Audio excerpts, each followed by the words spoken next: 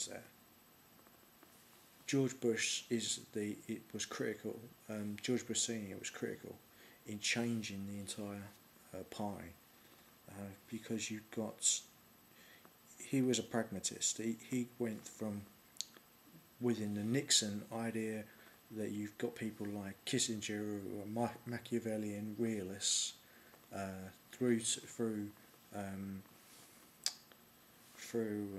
people who are his rivals, such as Zbigniew Brzezinski, who are realists, but they are focused mainly on trying to defeat the Soviet Union, because of course he was Polish, whereas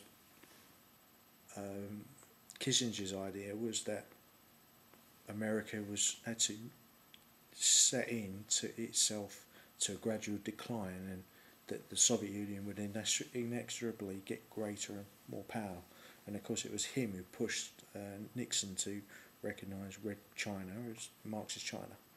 And so these were ideas that Zumwalt, as a Republican, mainstream Reagan Republican, because they were the mainstream in the 1980s, was criticising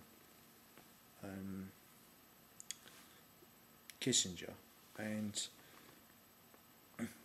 the other people who were doing the negotiations were with the Soviet Union. He was praising up. Particularly, you could see that he praised the idea of the Marshall Plan, which saved Europe from starvation after the Second World War. And so you've got different factions in the Republicans trying to get to the top. You might say that the McCarthy era, where you had the witch hunt trials for communists who even called George Bush Senior a communist, and Eisenhower a communist because he said that the industrial military complex was costing America too much money. He said about the destroyer costing a million bushels of wheat or 6 schools. It's articulating the point that weapons were a sunk cost.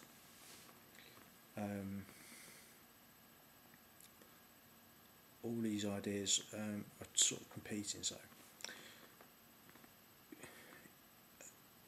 the John Birch's, for instance, he said that defense of extremism in defence of liberty was not a price that was not worth paying.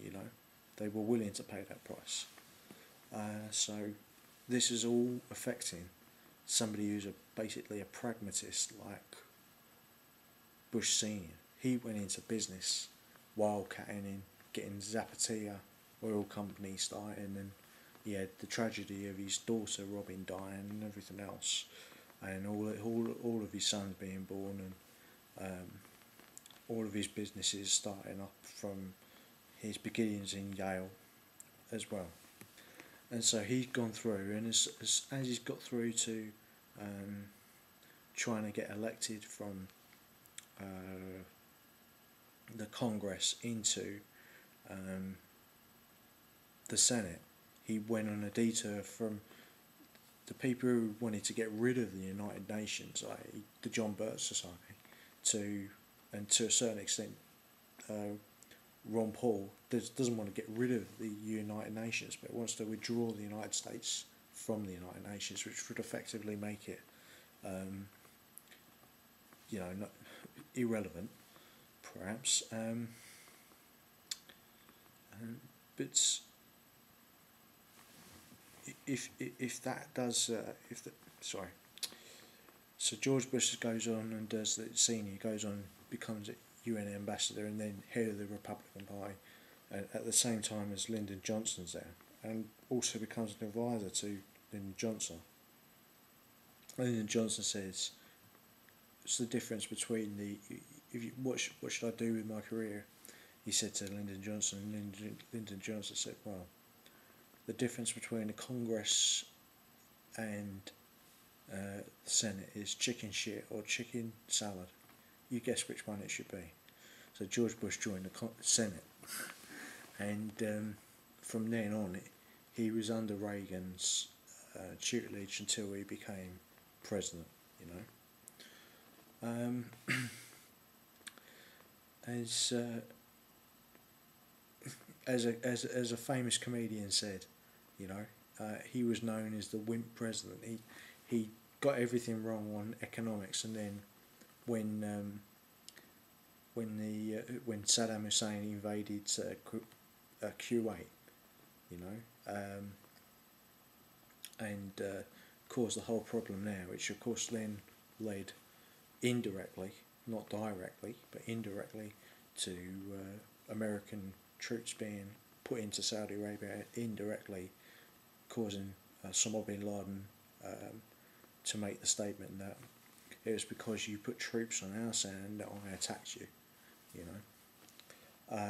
Although he might have done that anyway. The thing to understand about Al Qaeda is that it, and the Bin Ladens, is that they see themselves as defensive fighters, whereas Saudis are imperialists. They want a neo-feudalist project to expand over the world, basically. So in that circumstance, you've got all these different factions, and so as George Bush Senior had to be a pragmatist, and that's what he was throughout his. He changed his opinions to suit the context in which he found himself, and that might be said to be an American way of dealing with life from that era, from the 1920s, when you had the Great Depression, to you know, caused in some part by World War One and the Federal Reserve, but there are other reasons as well. The Americans developed this pragmatism. And when he was, of course, with the John Birch, so when the John Birch Society had the ascendancy, George Bush was instrumental in trying to solve a problem for the Republicans that they'd had since the Civil War, and that was that there was no Republicans in the South. If you look now, there's all the Republican Party is in the South and in the West, and that's a massive change. George Bush Senior was instrumental in that, and George Bush Jr. could not have had his career by which was typified by his bridging of the Eastern establishment, the West Coast establishment, the Texas establishment, and the general sort of white and blue collar workers of the South, who joined the Republican Party from the Democrats. It had been the Democrats who had been for state rights, for what somebody even described some of my opinions as Southern Democrat, which I'm not sure whether I like or not, of, you know, equality. It was sort of a white working class, white middle class idea, you know, the Southern Democrats, sort of those ideas which formulated themselves in the 1950s into basically they were socially conservative, they were very Christian, they really liked their guns and everything, but they also liked big government and big subsidies. They liked the new sort of Keynesianism in the American economy, and those things they've gone more and more and more to the right on social issues like abortion and gun rights and things like that, whereas in economic terms they are on the left or the centre. Republicans from the South might not like that,